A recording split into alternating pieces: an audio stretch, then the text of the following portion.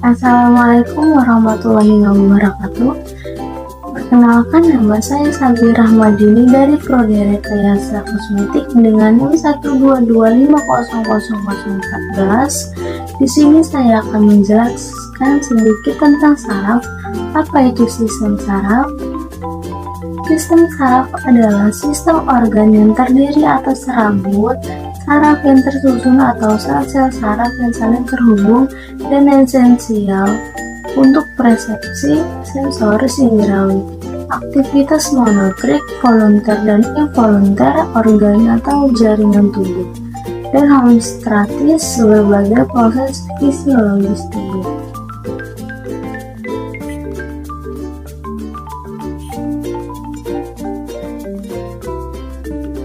Sistem saraf terdiri dari dua bagian, yaitu sistem saraf pusat yang berisi otak dan sumsum tulang belakang, dan sistem saraf tepi yang merupakan jaringan saraf yang bercabang di seluruh tubuh.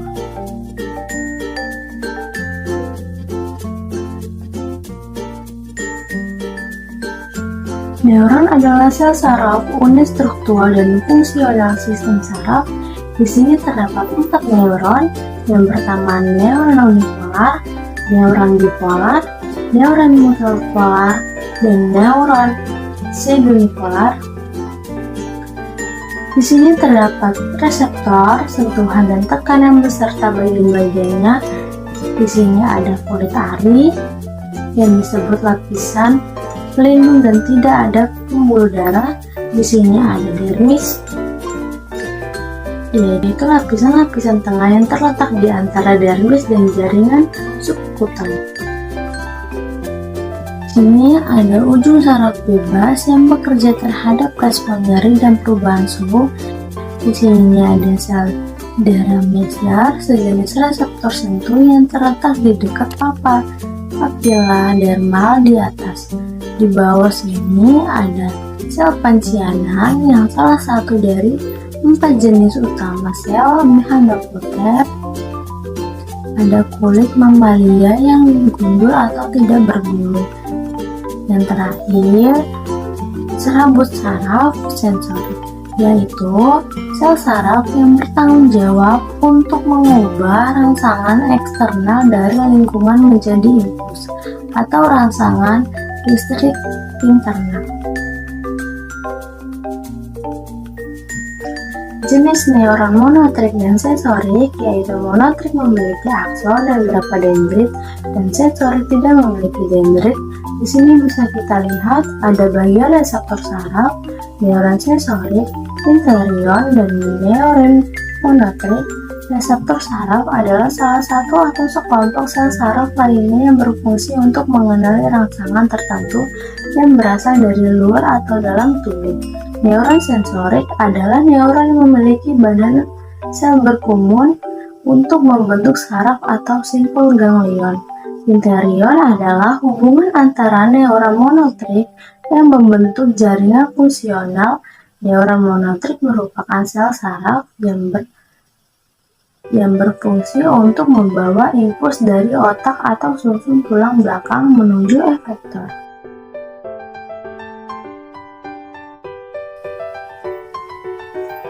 Di sini bisa kita lihat sel-sel hewan yang hanya terdapat pada saraf tepi yang dapat bergenerasi. Sel hewan tidak ada pada serabut saraf pada sistem saraf pusat. Oleh karena itu, kerusakan pada serabut saraf tidak dapat dipulihkan. Di sini ada akson yang mengirimkan pesan, selubung myelin, lapisan lemak isolasi pada serabut saraf. Di sini ada sinapis menghubungkan dendrit dan akson dari satu neuron ke neuron lainnya. Jumlah sinapis mempengaruhi transmisi. Angka tersebut bisa menurun dengan penyakit, berkurangnya stimulasi, penggunaan obat-obatan, dan lain-lain. Materi abu-abu dan putih dan sistem saraf pusat menerima impuls, memproses informasi, dan merespons dengan tindakan yang tepat. Abu-abu otak dan sumsum tulang belakang terdiri dari serabut saraf yang terbunuh atau tidak dapat diregenerasi jika rusak. Di korteks atau lapisan permukaan materi putih membentuk struktur internal dan terdiri dari serabut saraf mialan. Di sini bisa kita lihat sebuah gambar tengkorak. Di bagian sini ditunjukkan meninges yang merupakan selaput yang menutupi otak dan sumsum tulang belakang.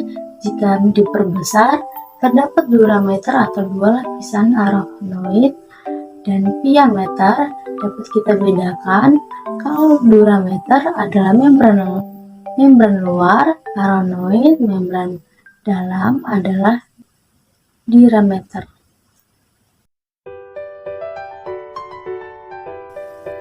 Bagian otak-otak besar terdapat sulcus sentral, frontal, paristal, tempat sementara, occipital atau disebut berhubung dengan siklus lateral. Korteks dibagi menjadi 4 lobus. Yang pertama lobus frontal, yang kedua lobus parietal, yang ketiga lobus temporal, dan terakhir lobus occipital.